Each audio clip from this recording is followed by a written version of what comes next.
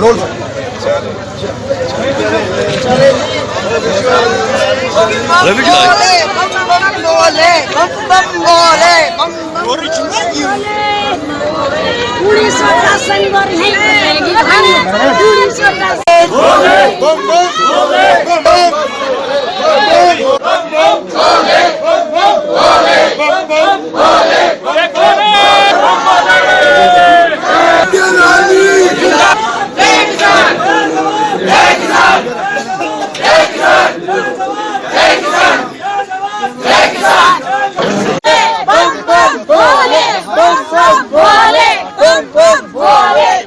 कि हम लोग इतनी भोले जी की शरण में जा रहे हैं, उनका आशीर्वाद लेने जा रहे हैं। हर साल आते हैं, इस साल फिर आने वाले सालों में भी आएंगे।